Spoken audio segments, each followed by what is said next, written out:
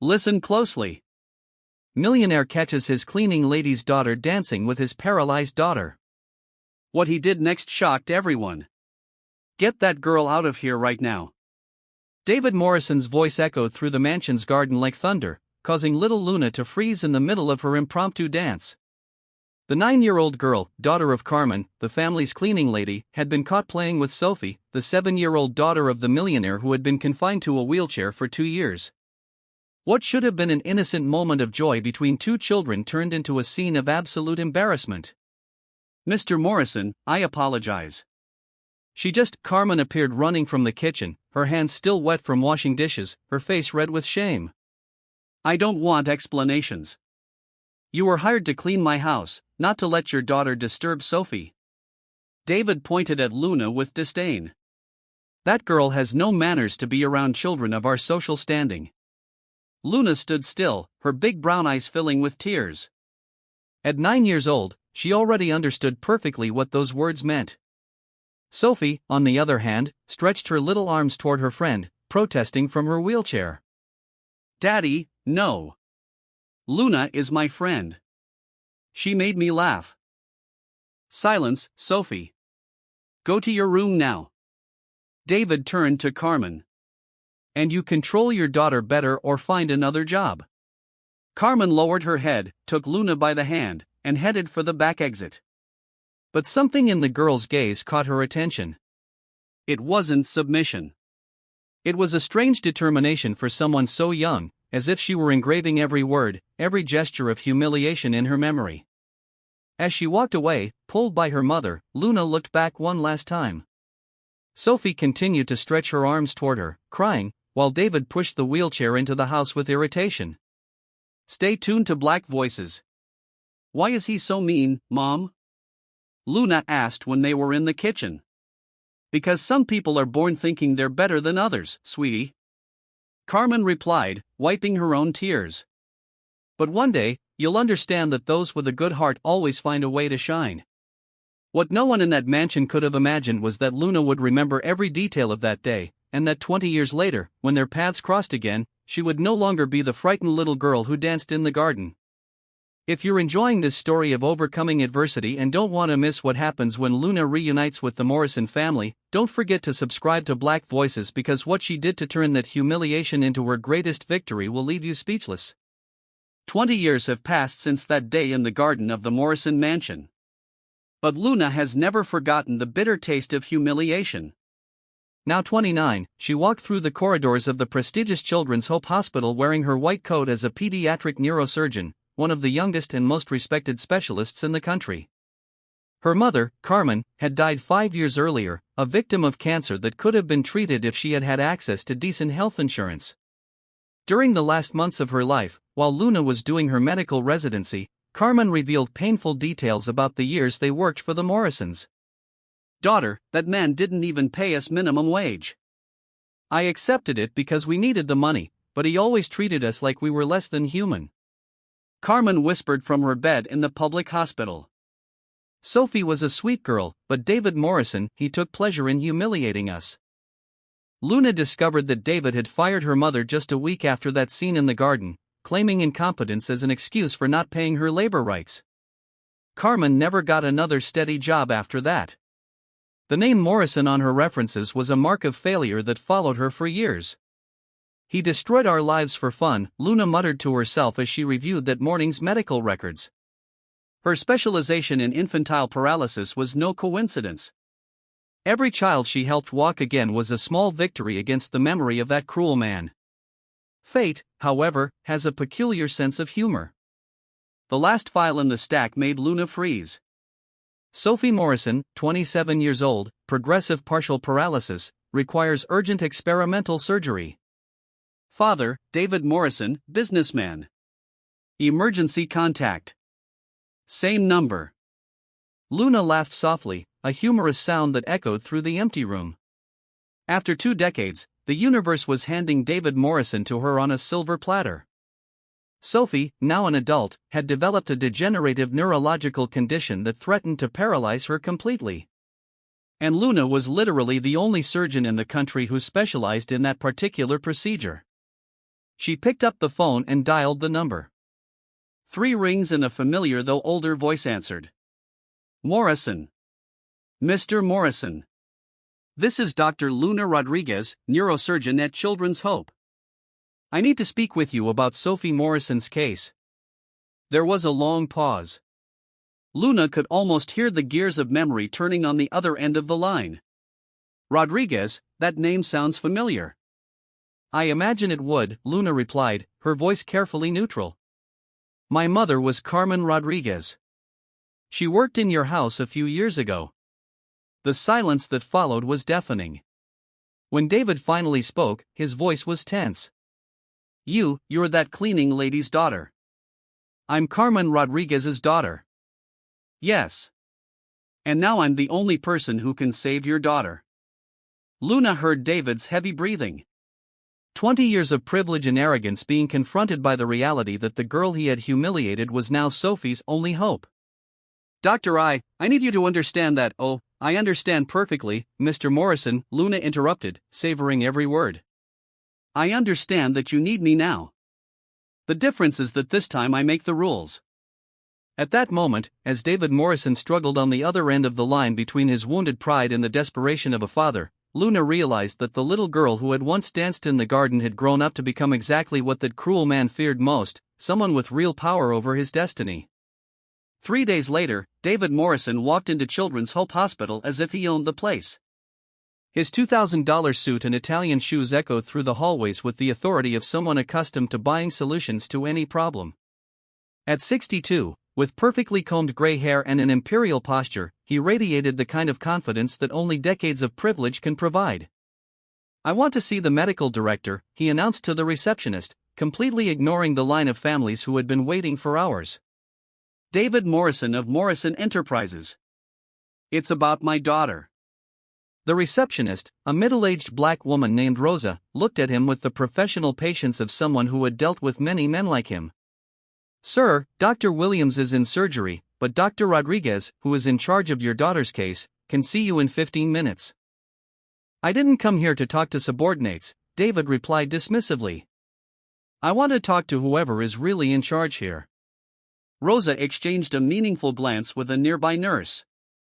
They were familiar with this type of behavior, but they also knew Dr. Rodriguez's reputation very well. Mr. Morrison, I can assure you that Dr. Rodriguez is one of the most respected surgeons in the country.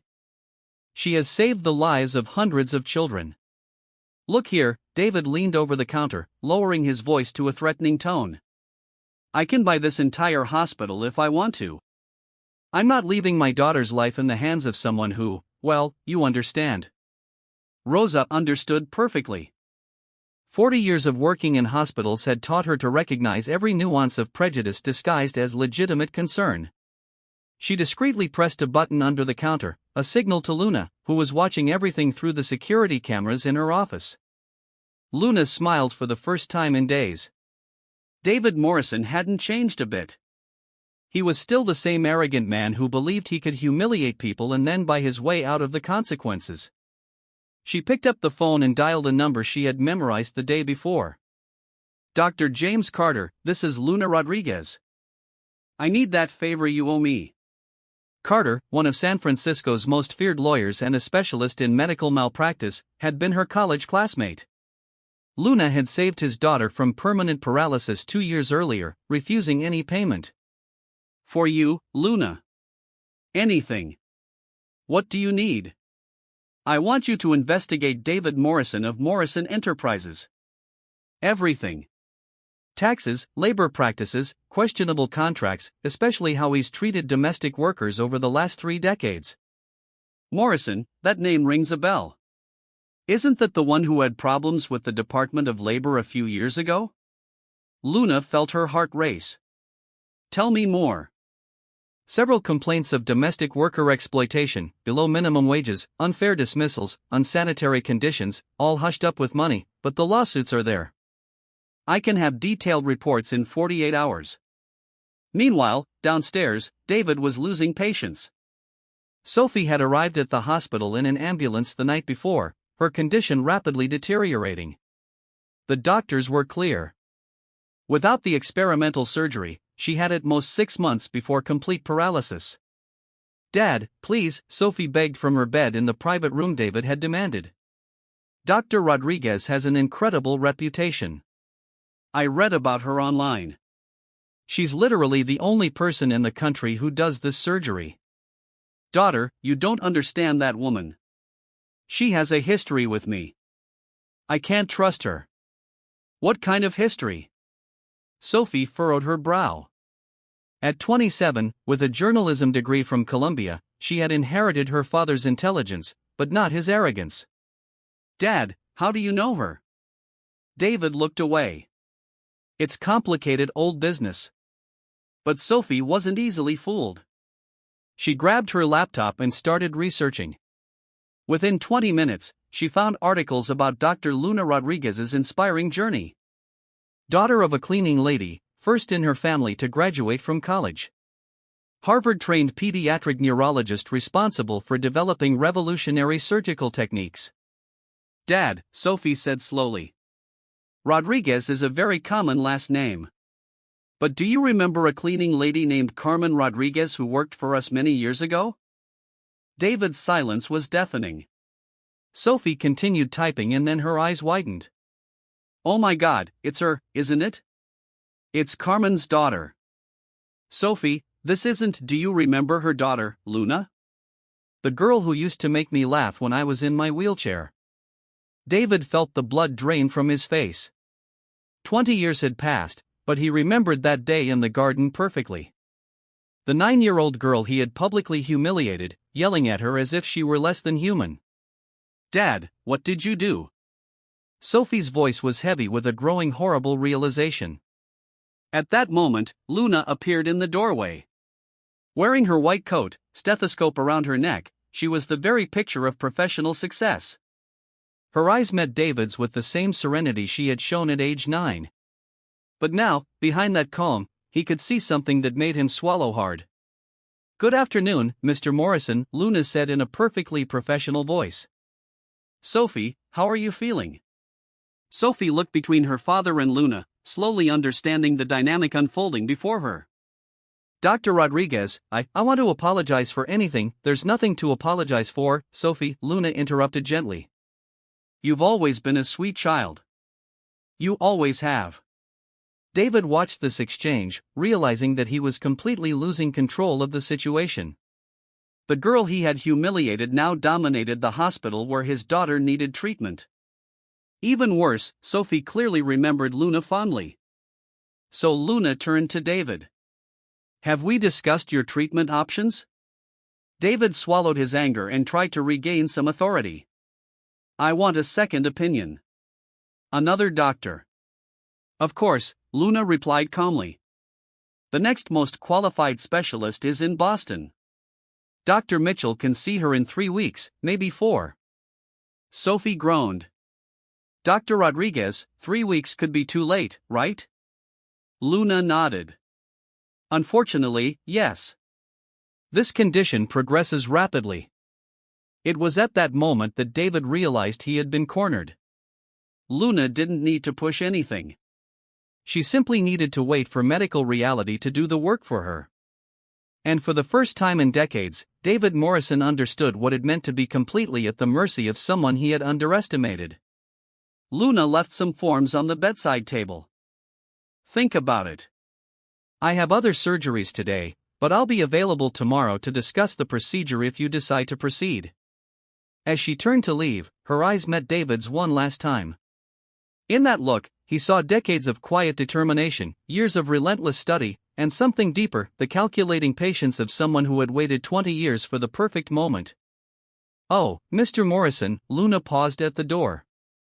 "You might be interested to know that I have documented my professional career extensively over the years, including the humble origins that brought me here. It's amazing how certain childhood experiences can shape a person's character forever." After she left, David was alone with Sophie and the crushing weight of irony. The girl he had considered unworthy of being in his daughter's presence was now the only person in the world who could save her. The next morning, Luna arrived at the hospital carrying a brown leather briefcase and a smile David couldn't quite decipher. Sophie had had a difficult night with muscle spasms that indicated the rapid progression of her condition. Time was running out fast. "Good morning, Mr. Morrison," Luna greeted him cordially, placing the briefcase on the bedside table. "I brought some documents for us to discuss before the surgery." David frowned. "What kind of documents?" "Oh, just some interesting findings about your company. My lawyer, Dr. Carter, is very thorough in his research." Luna opened the folder with deliberately slow movements. "For example, we discovered that between 2005 and 2015, your company was the target of 47 complaints to the Department of Labor for exploitation of domestic workers." David's blood ran cold. Sophie, even in her weakened state, sat up straighter in bed. "Dad, what is she talking about?" Luna pulled a document from the folder. "Wages below the legal minimum, unfair dismissals to avoid paying benefits, unhealthy working conditions. 47 families affected." She paused dramatically. "Including mine." That has nothing to do with medical treatment," David stammered, but his voice betrayed his growing desperation. "Oh, but it has everything to do with it, Mr. Morrison." Luna turned a page. "Because among those 47 families, 23 had children who were unable to complete high school due to financial difficulties caused by his exploitative practices. 15 families lost their homes. 8 children developed health problems due to lack of access to adequate health care." Sophie had tears in her eyes. "Dad, is this true?" David couldn't answer. Luna continued, pulling out another document. "But most interesting, Mr. Morrison, is this email your personal assistant sent to Human Resources in 2006. Luna read aloud, "David Morrison requests that any domestic employee who submits references from the Morrison family be automatically disqualified for positions at partner companies. Justification: corporate confidentiality issues." David's breathing became shallow. This was an informal blacklist, ensuring that anyone he fired would never get a decent job again. 47 families, Mr. Morrison. 47 lives systematically destroyed. Luna closed the document. "My mother never got another steady job after you fired her. She died at 58 working as an outsourced cleaning lady with no job security because her name was on that blacklist." Sophie sobbed quietly. "Dad, how could you? You don't understand, daughter." "Businesses," David tried to justify himself, but Luna interrupted him. "Business." Luna laughed, but there was no humor in her voice. "Mr. Morrison, I spent 20 years preparing for this moment. 20 years studying, specializing, becoming irreplaceable in the only medical field that could save your daughter. You want to talk about business?" David realized with growing horror that he had been completely duped. The 9-year-old girl he had humiliated had not only survived, she had become strategically superior to him. "Dr. Carter also discovered something interesting about your finances," Luna continued, pulling out a red folder. "It seems that the Internal Revenue Service is very interested in certain discrepancies in your tax returns between 2010 and 2020, especially the unreported expenses for domestic staff." You're blackmailing me," David managed to whisper. "Blackmail would be using this to get something I want," Luna replied calmly. "But I already have everything I want, Mr. Morrison. I have a brilliant career, international recognition, and the ability to save lives, including Sophie's." Sophie looked between her father and Luna, beginning to understand the complex dynamic unfolding before her. "So, what do you want?" David asked, defeated. "Justice," Luna replied simply. "I want you to experience for a few moments what it means to depend completely on the kindness of someone who has every reason to deny you help." Luna turned to Sophie. "Sweetheart, your surgery is scheduled for tomorrow at 7 o'clock in the morning.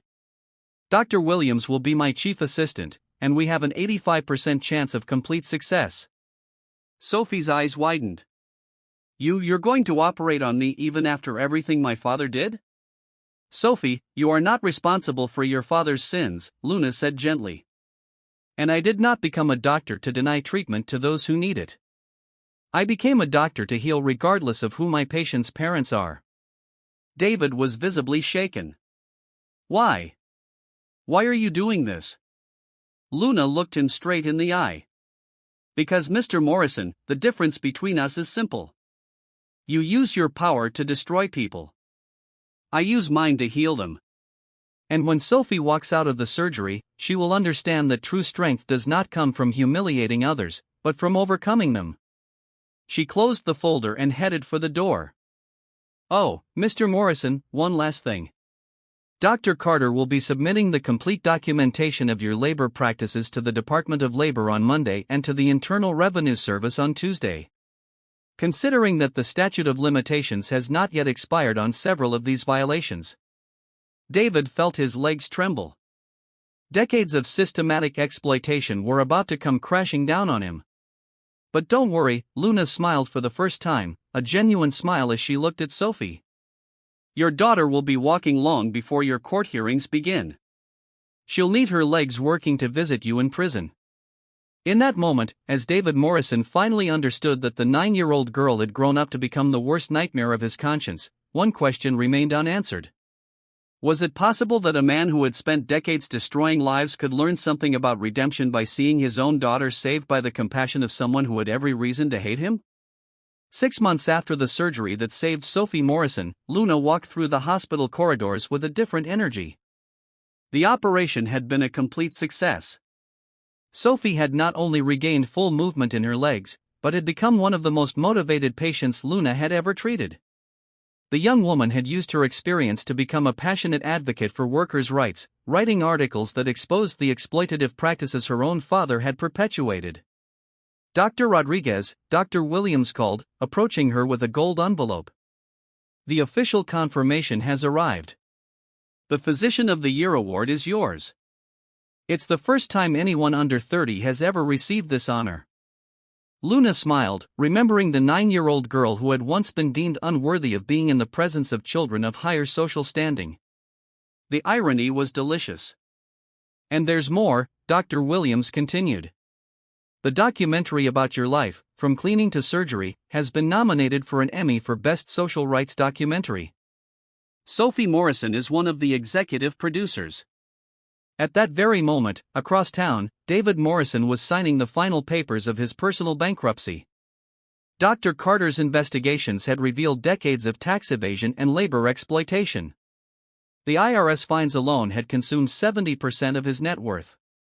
The labor lawsuits filed by the 47 families he had wronged drained the rest. Mr. Morrison, said his former lawyer, putting away the documents, I regret to inform you that I can no longer represent you in the criminal proceedings. Your remaining assets do not cover our fees. David looked out the window of the small apartment where he now lived. The view was no longer the mansion with gardens where he had once humiliated a girl for dancing with his daughter. It was a view of dirty bricks and overflowing trash cans. At 63, he faced the real possibility of prison for the labor crimes he had committed over decades. Sophie had completely removed herself from his life, legally taking her mother's last name and cutting all financial ties to him. Dad, she had said in their last conversation, I need to build a life based on values you never taught me. Luna showed me that true strength doesn't come from destroying others, but from lifting them up. Meanwhile, Luna was being interviewed live on national television about her journey. Dr. Rodriguez asked the host, how does it feel to know that your story has inspired thousands of young people from underserved communities to pursue medicine? I believe that every injustice we face can become fuel for our determination, Luna replied calmly. When David Morrison humiliated me at age 9, he believed he was putting me in my place. In fact, he was motivating me to find a place far greater than he could ever imagine. The camera captured her serene smile. Today, I run one of the most important medical scholarship programs in the country, specifically for children of domestic workers. We have already graduated 50 doctors who, like me, came from families that suffered labor exploitation. The following week, newspaper headlines told parallel stories. Former millionaire sentenced to 8 years in prison for labor exploitation occupied the crime section, while Brazilian doctor receives International Human Rights Award dominated the front page.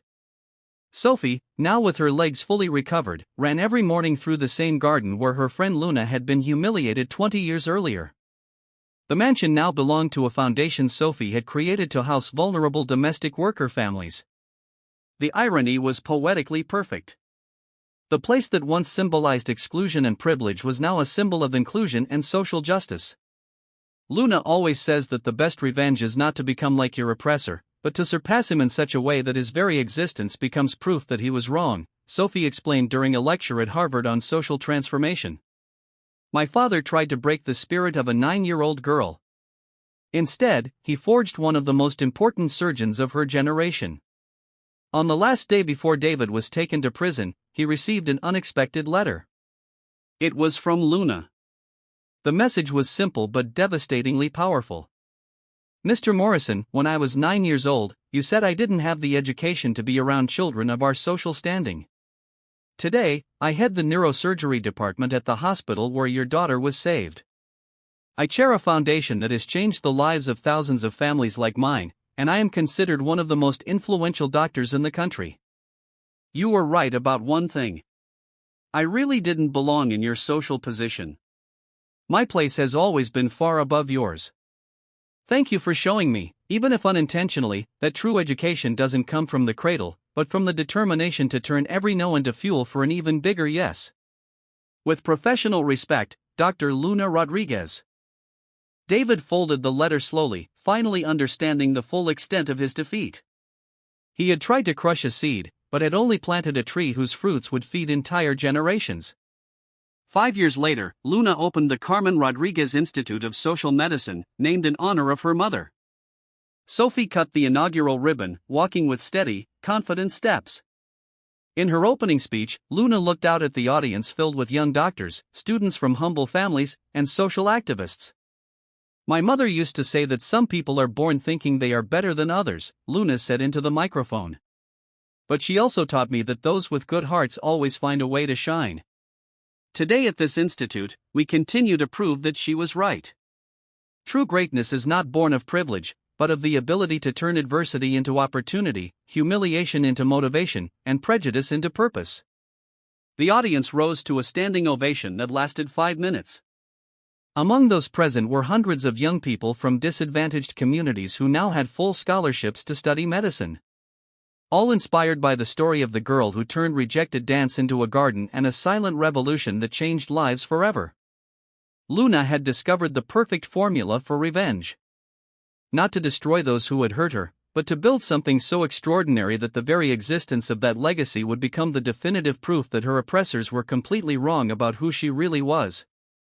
If this story of transformation and justice touched your heart, leave a comment telling us which part moved you the most, and subscribe to Black Voices for more stories that prove that true victory is not in bringing our enemies down, but in elevating ourselves so high that they become irrelevant in the face of the greatness we have built.